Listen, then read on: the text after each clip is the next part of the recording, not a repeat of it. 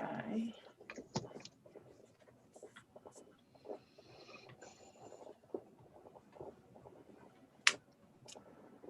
Okay, we're live to our YouTube channel, and respectfully, those individuals who are not arguing, I would ask to mute.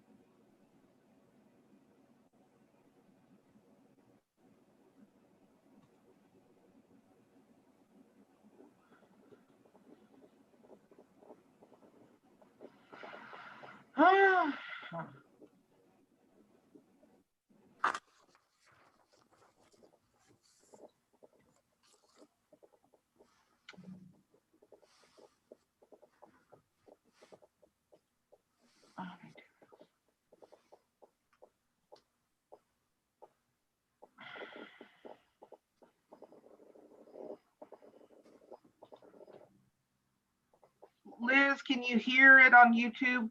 And is there a way that I can? Let me check. Wait a minute, hold on.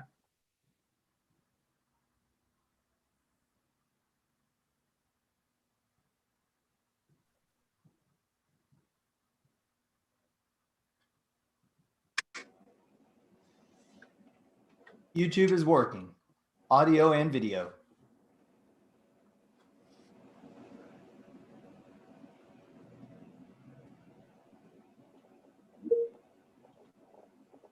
Yes, would you like for me to call court, Judge? Please. The Eighth Court of Appeals for the Court of Appeals for the 8th District of Texas is now in session. Thank you. And we are calling the case of 08-20.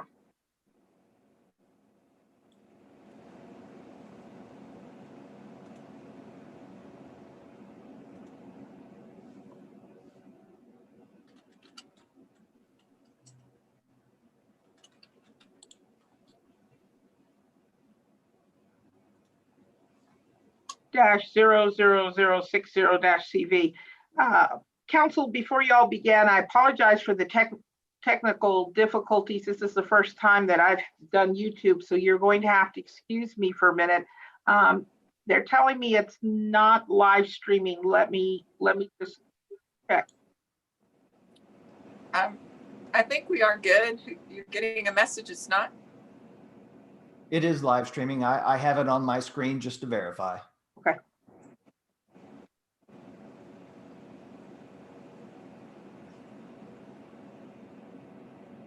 Okay, thank you. Yeah, I got a message that it was.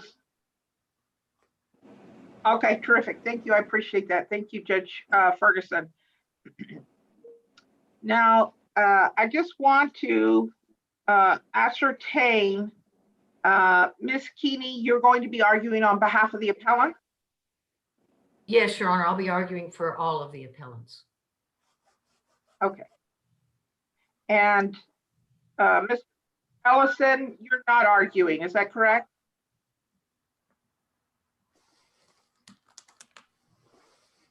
Can you hear me? No, can't hear you.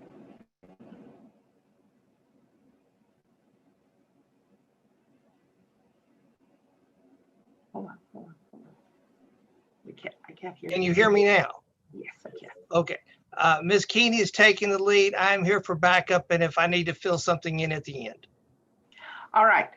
You have 25 minutes. And so we'll have the clock, and it's usually green, red, and yellow.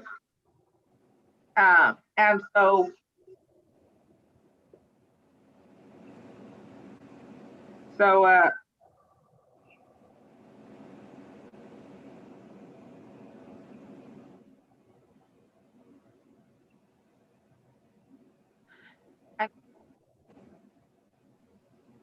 And Mr. Davis, you're arguing on behalf of appellants. Yes, Your Honor. Okay, terrific. Thank you. You may begin. Okay. May it please the court. This case involves the proper interpretation of 13 oil and gas leases. Appellants contend that the leases to Appalachia Delaware Basin have terminated with respect to one of the two sections that are covered by these leases. Excuse me. Appellant Tier 1 leased one of those two sections after it and all the other appellants, who are the lessors, and I may sometimes refer to them as the Bush lessors, concluded that that particular section was no longer held by Delaware Basin because of Delaware Basin's failure to drill on that section during the primary term. It's undisputed that these leases have the standard 3-year primary term where if the lessee does not drill before the end of that period, the leases terminate automatically. Delaware Basin contends that it can hold the section Tier 1 has leased based on its unit drilling and production on the other section. These 13 leases all have essentially the same language. And the key dispute here is whether the language in those leases requires each of the two sections covered by the leases to be treated as subject to its own separate lease, so that production on one section does not count as production on the other. Treating each section as subject to its own lease means that Delaware Basin had to commence drilling on both sections within that 3-year primary term in order to hold both of them. And it's undisputed that Delaware Basin drilled on only section 6 in block C5 during the primary term, and also engaged in continuous drilling, but only on that section 6, and did not conduct any drilling operations at all on section 2 of block C3. I filed with the court and a handout on Monday. I hope that your honors have that. And after you get past the cover page and the table of contents, I guess page 5 is the first page that actually has what you need to see. And resolution of this case is going to turn on the language that is found within the 4 corners of the leases. The handout shows an excerpt from the first page of the lease, as well as a map from the record that shows those two sections. The first paragraph, paragraph 1 of the leases, is sort of the granting clause, and it describes the land that's covered by the leases. And what it says is, and it's at the bottom of that first paragraph of paragraph 1, it says, the land covered hereby, herein called said land, is located in Reeves County, state of Texas. And then it gives the description, and it's a simple description. It says section 6, block C5, PSL survey, and section 2, block C3, PSL survey. And then it goes on to give some descriptions that I'll get back to later, where it's talking about how you calculate the bonus on those lands that are covered by this lease. The map below shows where those two sections are. They're highlighted in yellow. The one on the left is section 6, where all the drilling has occurred. It's undisputed that Delaware Basin has continued to hold that section. And then the other one is section 2, which is in a totally different block, block C3. They're about a mile apart. So they are non-contiguous sections. If you could turn to the next page of the handout, this contains pertinent excerpts from an addendum to what is a producer's 88 lease. The first 3 pages of the lease is a typical operator's lease. This Exhibit A is what was added by the lessors and accepted by Delaware Basin. And this is the page that's going to have the critical language. This Exhibit A says any other provisions of this lease to the contrary, notwithstanding, it's specifically agreed and understood as follows. And then it goes on to say, if you have a conflict with what's in the first part, the the provisions in sections 11 through 21 shall control this lease, making clear that these are important governing provisions of this lease. And the very first one is paragraph 11. And paragraph 11 is our critical lease provision that we have at issue here. And again, we have the notwithstanding language that repeats, notwithstanding any other provisions in this lease or any wording contained herein, each of the separately designated tracts described shall be treated for all purposes as a separate and distinct lease. And then it sort of says the same thing again in another sentence. All of the provisions contained in this lease form shall be applicable to each such tract and be construed as if a separate lease agreement had been made and executed covering each such tract. Now that paragraph 11 consists of two simple declarative sentences that are readily understood by any reasonable reader. Its stated intent is to require separate tracts to be treated as subject to separate leases, and that could not be clearer. It doesn't say it once, it says it twice. So, in our view, paragraph 11 converted these 13 leases into 26 leases. Counsel, you said it says separate tracts, but it actually has a word between those two things, and it's designated. So what impact does the inclusion of the word designated have on how we should evaluate the language of paragraph 11? I think that I don't think it really changes that much. It says separately designated tracts. You have to be able to tell that there are two different tracts. And here you can, because there are two separate sections that are described. They are separately designated. It was not simply a 1,280 acre tract that was being leased. They are actually given two totally separate descriptions. So I think that just simply reinforces that you do need to describe them, but I think they're described as separate sections and definitely separate tracts. That's the common understanding of that. And you mentioned, I just want to, for clarification, you mentioned 13 leases. There are we've only provided one in our brief because they're all the same. But the Bush family, they have, they've all inherited from a father or a grandfather. They're in trust. So there were actually 13 leases that were signed. Okay. But they all have the same language. Okay, so I understood there were 12. I was confused whether there were 12 or 13. I believe there are 13, but Okay. I wasn't sure about that, so I understood 12, but I didn't know if there was something there we were missing. I may have put 12 in one of my trial court pleadings, but I think that was in error, and I think there are 13. Okay, thank you for that. And if I'm wrong, I will file a post submission to correct that.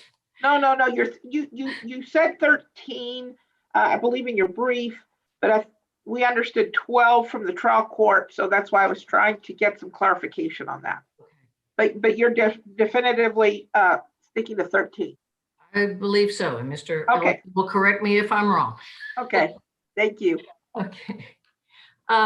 Anyway, Delaware Basin's argument is based on claim that the leases of section 2 have not expired, is based on the claim that paragraph 11 doesn't have any effect here, and instead argues that there's only one lease of the two sections. In other words, their argument, Your Honors, is that paragraph 11 is meaningless. It doesn't do anything to these leases.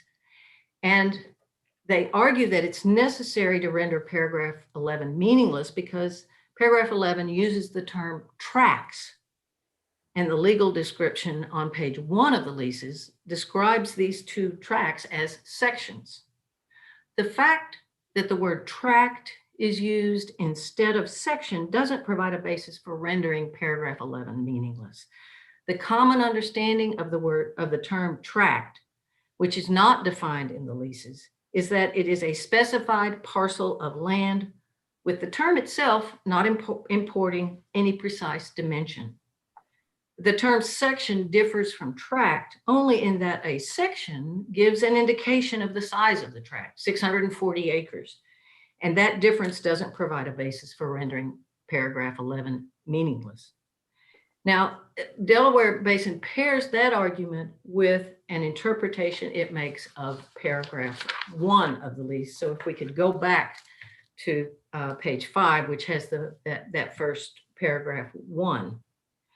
And what they are relying on is the second half of paragraph 1, where it talks about, for the purpose of determining the amount of any bonus or other payment hereunder, said land shall be deemed to contain 1,280 acres. They say that that language expressly treats section 2 and section 6 as a single 1,280 acre tract. Paragraph 1 doesn't do that. 1,280 acres is simply the addition of two 640 acre sections. I think you can we cited cases that take judicial notice of the fact that a standard section is 640 acres. And the language that Delaware Basin is relying on, by its terms, is limited to the purpose of determining how much bonus is to be paid.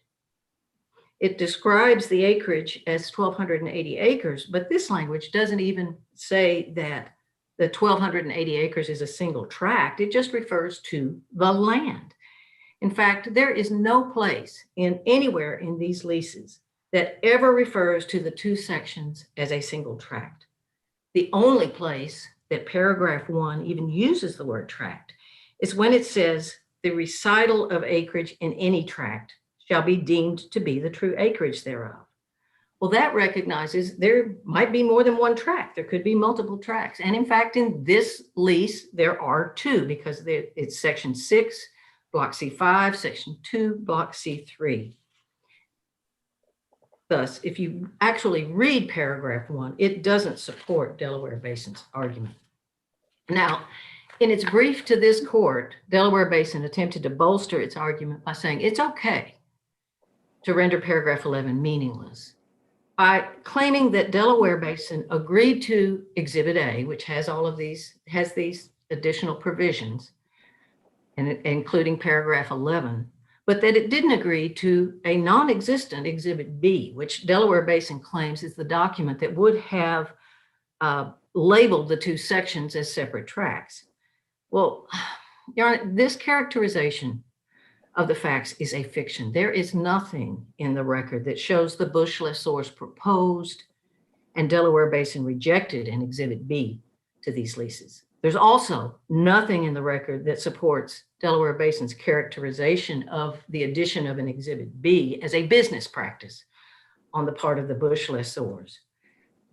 Exhibit B appears in some other leases that Delaware Basin introduced into the record that the Bush lessors have executed.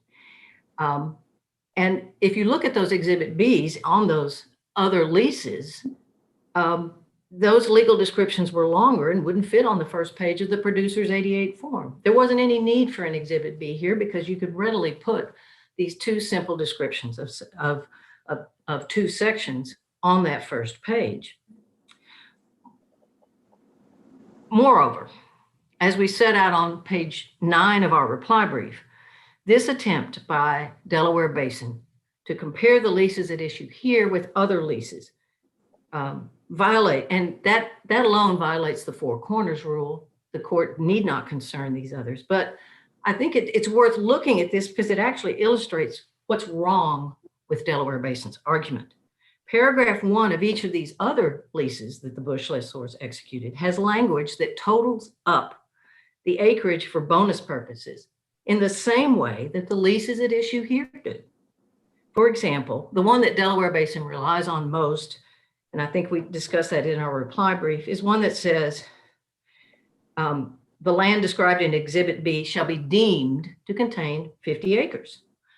Well, in arguing that these other leases did have separate tracts, designate separate tracts, Delaware Basin necessarily has to concede that a description deeming the amount of acreage covered by the lease does not convert the two tracts into one with respect to these other leases.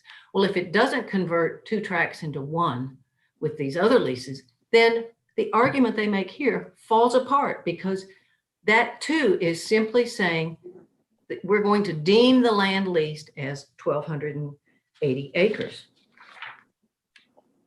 But again, we probably should get back to the rules of contract construction.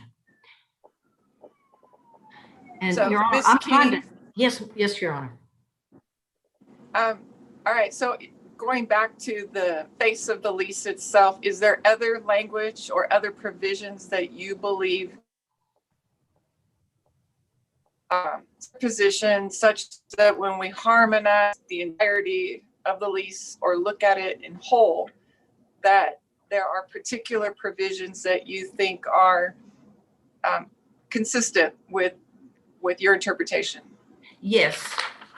And there is, I think that paragraph 11 is the one that clearly governs, but there are other provisions, and we put them in our handout, which is paragraph 13D and paragraph 19C, which are also part of the Exhibit A, and they reflect a clear intent on the part of the lessors to require full development of these leases and to limit the acreage that can be retained. But the most important one is paragraph 11.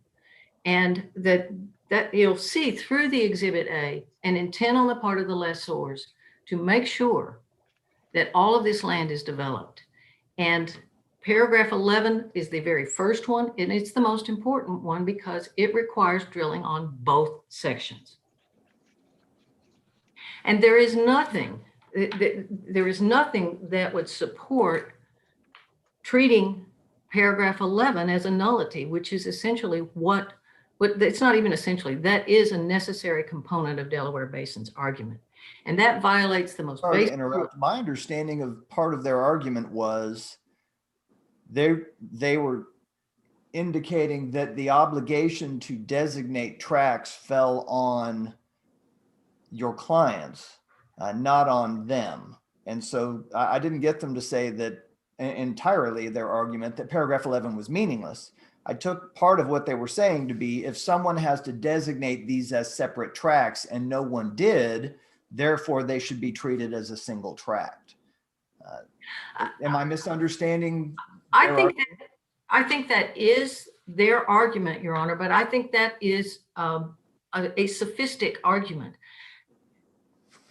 It's not like Delaware, it's not like lessors had to do something later. This was all contained in the original document. And the description of the sections leased is contained on page 1. And it is 2 separate sections. And so those are separately designated. It's not a lease of simply 1,280 acres. It's a lease of 2 non-contiguous sections.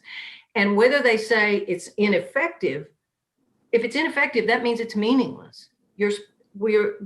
Courts are supposed to presume that the parties inserted paragraph 11 for a purpose and that it would have some effect. And under their interpretation, it has absolutely no effect. You might as well just take it out altogether. And that is something that's the basic rule. It's the most important rule, I think, here in this case for contract construction. You have to give meaning to every provision when it is possible to do so, because you presume the parties put it in there to have some effect. Now, there are cases where there is surplusage, but there's no reason to find surplusage here because there are 2 separate sections that are clearly and separately described.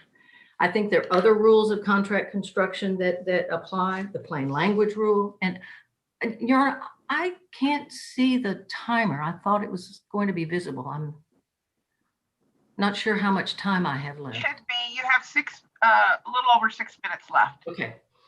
Well, I'm going to cut out some things and put in others. The other is to harmonize it. And I think if you harmonize, if you want to harmonize 11 with 1, you clearly have to give meaning to 11, and it's easy to do so. In our brief, we had we discussed how Delaware Basin has a bunch of don't rules of contract construction, and we cite those in our brief in our reply brief and address those about how actually they violate all the don't rules as well. We submit that 2018 Supreme Court decision in Endeavor Energy Resources versus Discovery Operating is controlling here. Endeavor versus Discovery rejects Delaware Basin's argument that it made in its brief that termination of its leases constitutes a forfeiture, and courts are always supposed to avoid forfeitures if they can. Instead, it holds that the language in a lease that results in a termination of the lease is a special limitation that must have clear, precise language that lends itself to only one reasonable interpretation. And paragraph 11 and paragraph 2, which is the primary term paragraph, are both clear and precise and unequivocal. And as the court reasoned in that Endeavor versus Discovery case, the lessee imposed these terms on itself and has only itself to blame for failing to drill on Section 2. Now, Delaware Basin filed a letter of authorities a week or so ago, citing another Endeavor case, Endeavor versus Energy, that was decided this past December, in which the court held a lease termination clause was ambiguous and would be construed not to require the termination. We don't disagree with that decision. The facts are very different. It involved a continuous drilling clause, not clear language like we have here, and it was unclear whether you could accumulate you had to drill every 150 days, and if you could accumulate over time the days that if you drilled sooner than 150 days. And the court said, we can't tell, it's ambiguous. And under the standard that they established in their other Endeavor case, time, 5 minutes. No, Okay. we lost Justice Palafox. We but I lost think Justice she's back. Palafox. Oh, She's back. okay. You're muted. Let me unmute her. There we There go. you go. Sorry, right. it just blinked for a minute there. All right, and we'll add another minute to your time. You may proceed. Okay.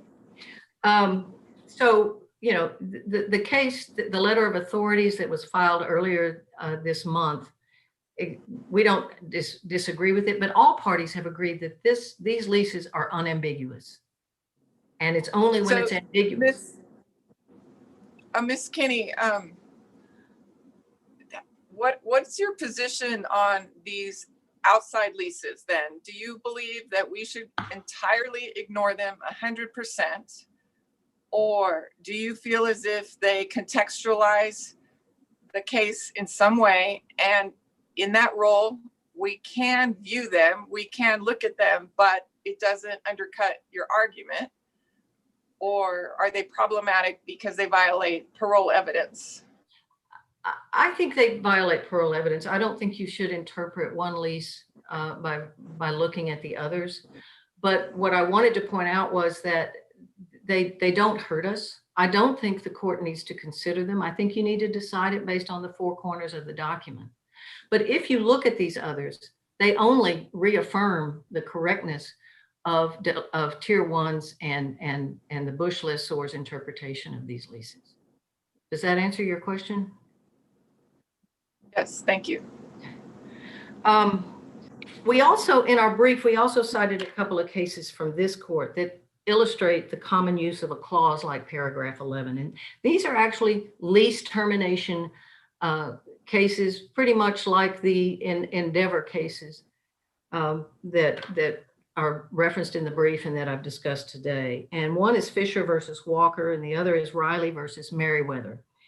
And Delaware Basin argues they're not on point. Certainly the facts and the holdings are different, but they do illustrate how common clauses like paragraph 11 are when the lessors want to require their lessees to fully develop the tracts covered by a lease.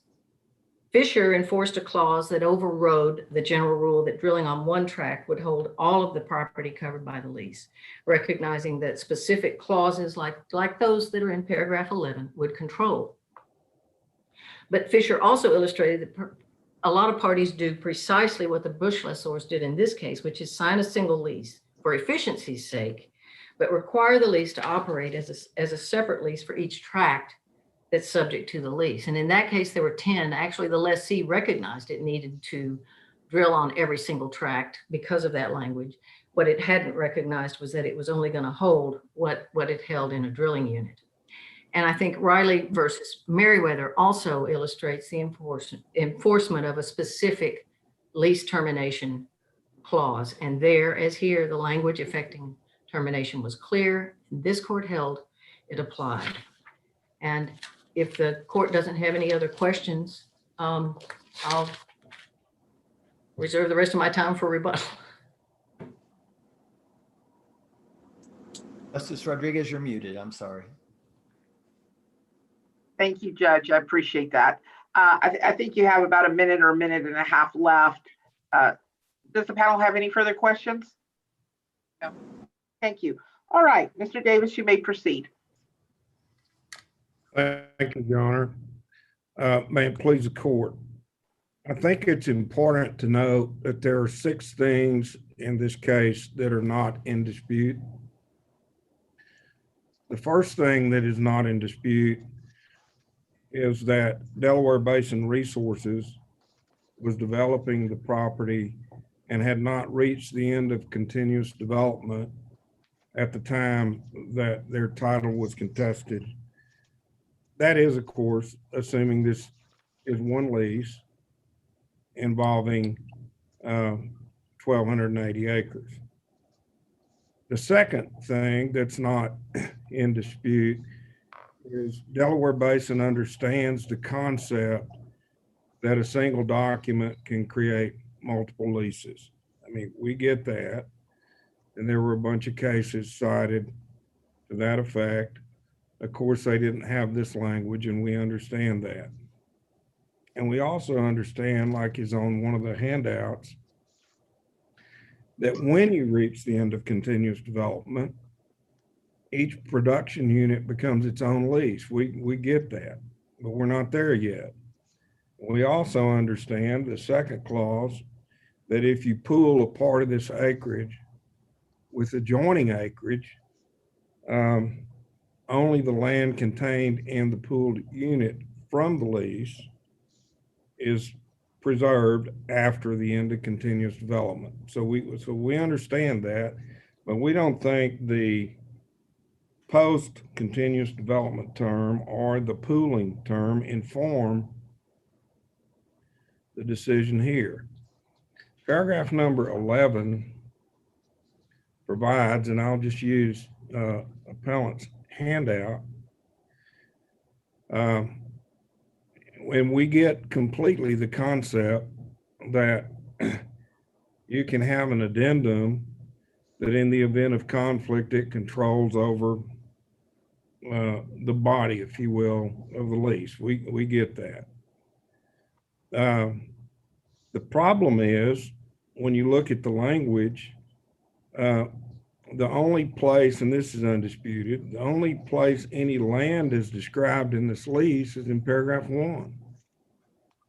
The addendum doesn't describe any land, and no attachment to the lease describes any land. And it would have been easy, of course, to put this map on the lease, and it's not on the lease. The only land described in paragraph 1. So the core issue in the case is, in order to terminate an oil and gas lease under a special limitation, can we say that the language of this lease is so clear, precise, and unequivocal that it can reasonably be given no other meaning? Does the lease describe more than one tract? Well, let's look at the language of the lease, and let's look at the language of the addendum. And Judge Ferguson hit on a very important term in the addendum, paragraph 11, notwithstanding any other provision. It says each of the separately designated. So I still haven't heard an argument on how they designated a tract. And it doesn't just say separately designated tract, it says described. And I still don't see how they described more than one tract in this lease. So Mr. Davis, let me ask you a question if I can interrupt. Okay. if we're held to the language of the lease Yes. and the word tract is not specifically defined as a term of art in the lease, then what is, first step, what is the definition of a tract that we should apply when evaluating whether we have multiple tracts? I think that's a great question, and we cited the United States Supreme Court case of U.S. versus Richard. And there were a bunch of cases that talk about what a tract is. But the U.S. Supreme Court said that a tract is a parcel of land. And in the cases and the dictionary definitions, it has two attributes. A tract has two attributes. First, the cases and definitions say that a tract has no predetermined size or shape. You can have a 10-acre tract, you can have a quarter section tract, you can have a half section tract, you can have a town lot that's a tract. So that's one attribute of a tract. It has no predetermined. But the second one is the critical one. A tract must be defined in the relevant instrument. So when you're talking about in connection with real estate and real property in a tract, anything can be a tract, but the party's got to define it in the relevant instrument. And a tract can be any size or shape. What's the definition of a parcel? If a tract is a parcel, what's a parcel? Piece. Are there any other characteristics in the definition of parcel that you think are relevant to our evaluation here? No, I really don't. All I right. think you got to look at the specific language, and that's sort of what I wanted to do now is go, because the addendum doesn't describe any land whatsoever, we've got to look at the language that does describe, and the only place in the lease that describes any land is paragraph 1, which is also on the appellant's handout. And let me point out a couple of things about this. The last sentence of the granting clause says the land covered hereby, herein called said land, is located in Reeves County and is described as follows. It's section 6, block C5, PSL survey. And look between the two sections. It's section 6 and section 2. It's not section 6, semicolon, section 2. It's section 6 and 2. And it says, for the purpose of determining the amount of any bonus, and let me stop there. Appellants argue this is a bonus only clause. It's not. It says bonus or other payments. Shut-in royalty is determined based on acreage. There are obviously 13 lessors that own undivided interest. None of them own all of the acreage. So there's the proportionate reduction clause, and there are other lessors in these sections, not just the Bushes. So for the purposes of determining their payments with proportionate reduction, there's a number of ways in which the amount of acreage in the lease are potentially relevant. But it says said land, and said land is 6 and 2, said land shall be deemed to contain 1,280 acres, where they're actually more or less, and the above recital of acreage in any tract shall be deemed to be the true acreage thereof. The subject of the sentence is tract, and the true acreage thereof relates to the tract. The true acreage of the tract is deemed to be 1,280 acres. Now, on page 24 of appellant's brief, they admit that this is a Bush farm. All 13 leases are just alike. All of the other contemporaneous leases we put in the record that the Bushes signed are just alike. It's a Bush farm. And it's not a pre-printed form. All you got to do is look at the lease. There's no blanks for the lessor and blanks for the lessee, and this wasn't ripped off of something. This is on a word processor.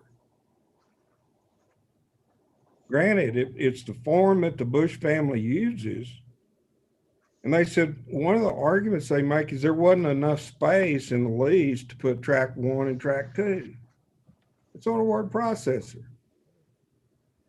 And they could have easily said tract 1, section 6, block C5, tract 2, section 2, block 3, and we wouldn't be here. And they could have said land shall be deemed to contain 640 acres per section. And they didn't. So it's a bush form. It's got no blanks. It's the same font on the body of the lease as it is on paragraph 11 on that they call the addendum. It's the same instrument. It's the same contemporaneous instrument that they did over and over and over. This legal description is a singular tract, section 6 and section 2. And it confirms 1,280 acres. And nowhere on here, going back to the designation, does it designate them differently. I can make the same arguments they make, that this is actually eight leases. Why isn't each quarter section a tract? Why isn't it 4 leases? Why isn't each half section a tract? They said 6 and 2, 1,280 acres. What's described in the oil and gas leases, 13 of them, is a singular tract. And it would have been so easy. It would have been so easy to separately designate these tracts. One way to do it is just say tract 1, section 6, block whatever, tract 2, section 2, block whatever.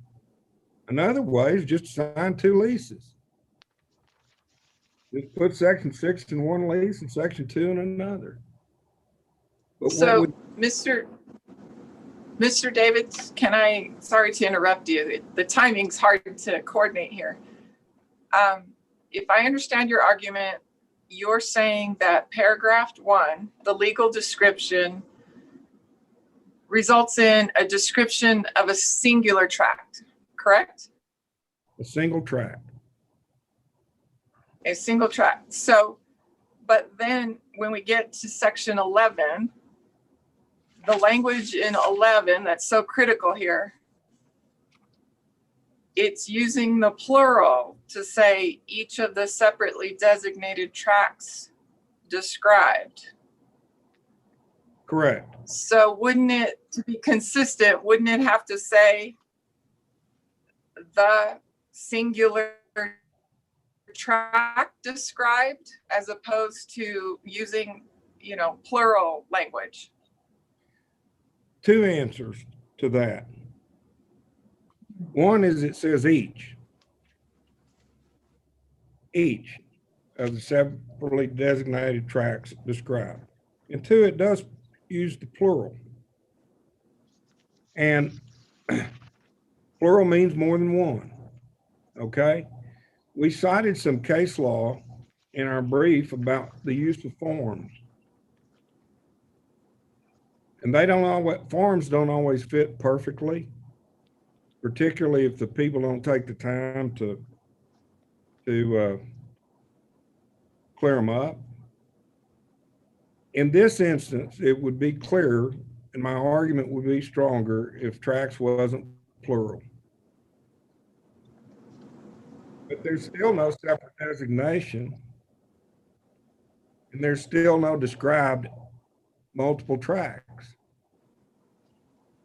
on which this can operate. So would my argument be cleaner if tracts wasn't plural? Yes. That's the best answer I've got for you, Your Honor. Mr. Davis, paragraph 1 only has 1 tract, and it was the intention of the Bush heirs to have 1 tract. Why would they insist on paragraph 11 being included at all? It's the form they use on every lease, and that's why I wanted to go to the URI case from the Texas Supreme Court. I think Judge Palafax asked a question about this earlier. Is this parole evidence? Is it whatever? What the URI case is interpreting an oil and gas lease, a court can consult the circumstances surrounding the execution of the lease and the objective facts. So we think the objective facts are that we've shown what the Bush lease form is not only here, but it's the same in the lease they did with Shell. It's the same in the lease they did with others. We have multiple of their leases not involving Delaware Basin. And they use this same form regardless. And so those are circumstances surrounding the execution.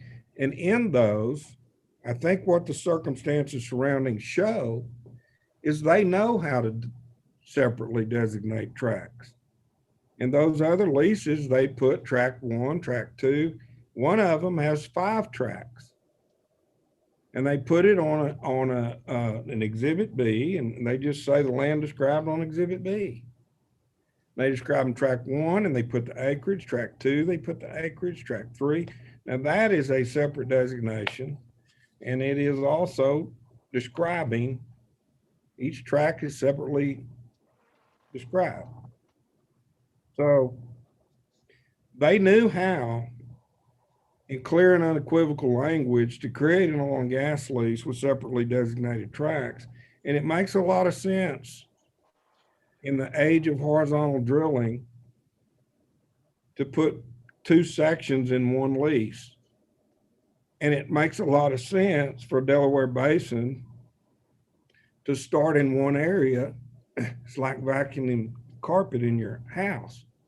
You don't vacuum on this wall and then unplug it and run over there and vacuum 2 square feet.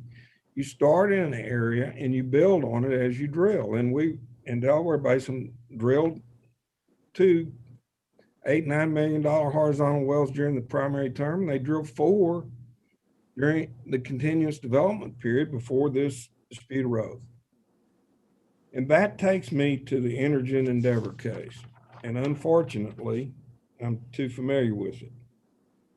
The Supreme Court was 9-0. It was in December. The motion for rehearing is not due yet. But the court said, look, this is too close to call. One reasonable interpretation is that you do the cumulative banking this way, and another reasonable interpretation is you do it that way, and it's too close to call. And the rule is we're not going to enforce a special limitation to terminate an oil and gas lease unless the language is so clear, precise, and unequivocal that it can reasonably be given no other meaning. And so we think we have a reasonable meaning to this lease, that a single tract is the only thing ever described in this lease. There are not multiple tracts described. A section is not a tract as a matter of law. A tract can be any parcel of land, as we argued before. Can it be 2 parcels of land on different sides of the state? 1 tract? It can be. That's of course an extreme example, but if said land means these 2 sections. And so if there's drilling on said land in the primary term, and there's continuous drilling on said land during the continuous development period, I think the courts have said land means that, and production from anywhere on the land, it perpetuates the leases to all the land covered thereby. And so we think a singular tract is described in this lease. In order to impose multiple tracts, you have to ignore 6 and 2. You have to ignore the 1,280 acres being a tract with true acreage thereof. And So- go ahead. Sorry, Mr. Davis, then, under your interpretation then, are you characterizing paragraph 11 as an option, or what term would you then ascribe to it, such as Ms. Keeney was saying that if we were to follow your interpretation, then that would render paragraph 11 meaningless and in violation of the interpretation principles. So I'm just wondering if, in order for us to reach a decision that says that paragraph 11 has meaning, nonetheless, in this particular case, it would be an option that was never exercised, or what's your preferred characterization of paragraph 11? My preferred characterization is that each separately designated tract described as a separate lease. And here we have one separate lease. We don't have multiple separately tracts described. And I think that's the URI case from the Texas Supreme Court and all these other leases that these folks signed on the very same form inform the context of your decision. They use the same form over and over and over and over. When they lease one tract, they use the same form. For example, tier 1, the top lessee that came in, we put their lease in the record. It's one section and it's got this same language in it, identical. Is that section more than one tract? The tier 1 appellant who claims they've got a brand new lease on one of the sections? I just think, Your Honor, as a practical matter and in context and utilizing the URI case, not to vary or alter the meaning of the lease, but to just provide context on the circumstances surrounding the new tier 1 lease. The way it's written, it's one tract, it's one section, and they didn't separately designate half section, quarter section, whatever. And here we've got 6 and 2, and they didn't separately designate any part thereof or describe any subpart of the whole that could be a separate lease. And so unless the court has some additional questions, and they've been good, I think I've said about all I can say. Thank you all. Thank you.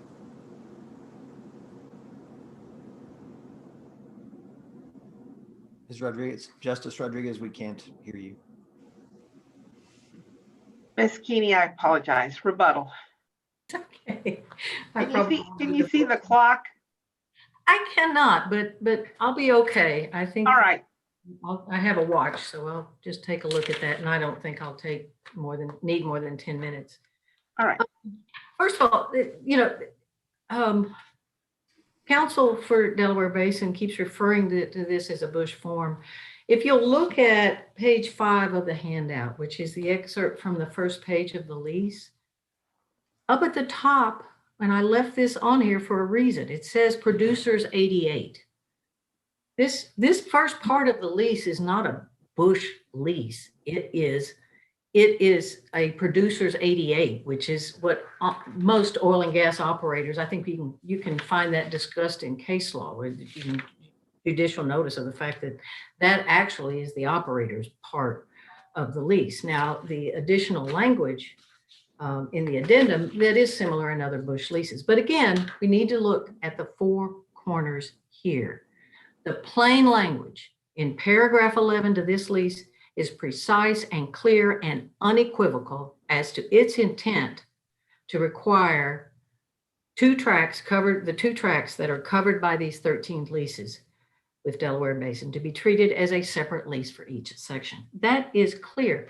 And you can say, well, it's just an option. They're rendering it meaningless.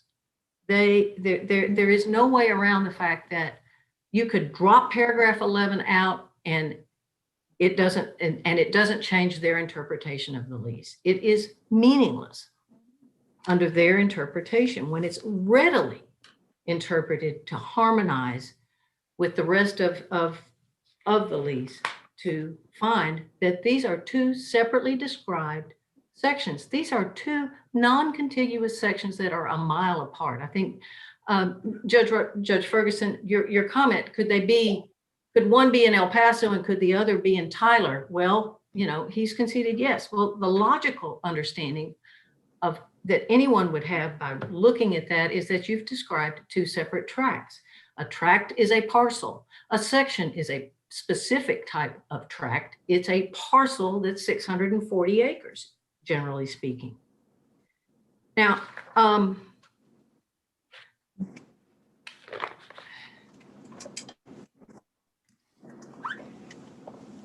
and I think that the questions about paragraph 11, section 11 are clear. It's that it is in the plural, each of the separately designated tracts. There is an assumption in here that you're going to have more than one tract. And if you're going to give meaning to paragraph 11, then you need to give the context reading of, did I lose someone? No, okay. Of two distinct sections, particularly when they're non-contiguous, they're in different blocks, that they are not a single tract. And there is nothing in this lease that would support that.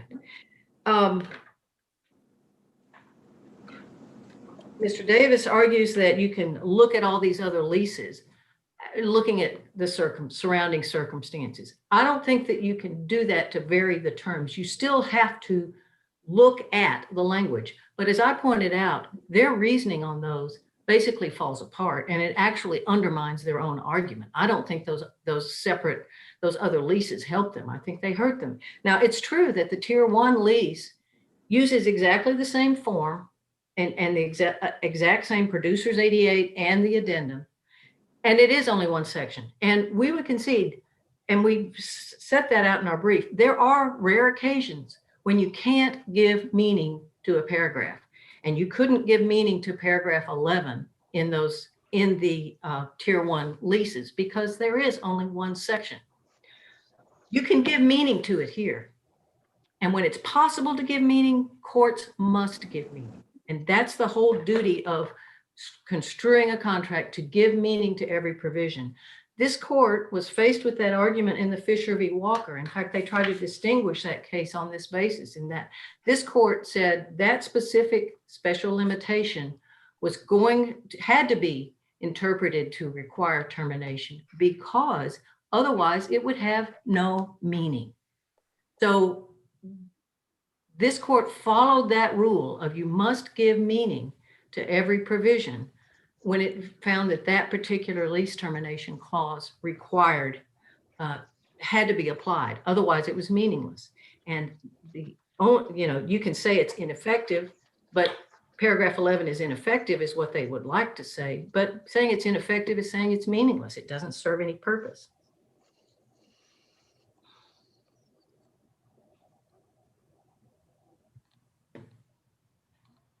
And I'm not sure what else I can say to add to that.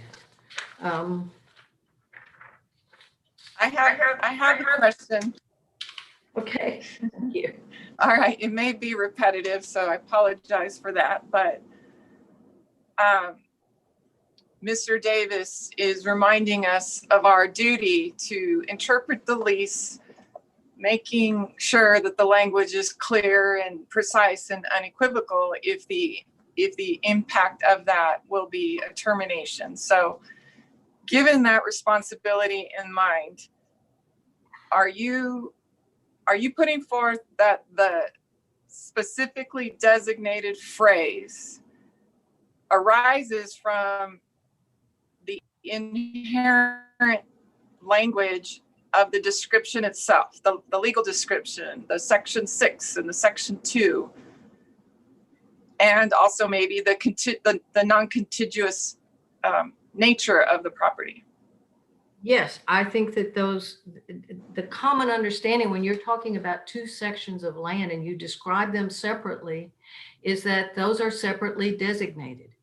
I don't think separately designated tracts is a magic phrase. I think it needs to be given a common sense understanding, and the common sense understanding, particularly when it says we're going to treat this as having more than, each tract will be subject to a separate lease. Well, the assumption is you're going to have something somewhere in here that describes more than one tract. And when you read the legal description that's on the front page of this lease, It's two separate non-contiguous sections. Those are separately designated. Now, they say, well, we could have had better language. Well, that's true in any contract, but this is clear, precise, and unequivocal. And under the rules of construction, the court in the Endeavor case that was decided last December said, well, we can't decide, there are two reasonable interpretations. That's what they said. When there are two reasonable interpretations, it's ambiguous and we will not enforce it. All the parties agree that this is not ambiguous, at least until today. And it is, and the basic rule of construction that you must give meaning when you can to a clause requires that paragraph 11 be given effect, and it can be given effect by harmonizing it with paragraph 1. We agree you have to look at paragraph 1. That is the only place where the legal description is. But it's two sections, non-contiguous. Those are two separately designated tracks. Thank you. And we respectfully request that the court reverse the trial court and render judgment granting the summary judgment relief that Tier 1 and the Bush lessors have requested. And if the court has no more questions, I'll give back my time. Thank you. We will submit this case based on your excellent presentation and arguments today. You've made our jobs a lot harder, but that's good, and your briefs. And so we appreciate your participation, engaging in this conversation with us this morning. So thank you very much. Thank you, Your Honor.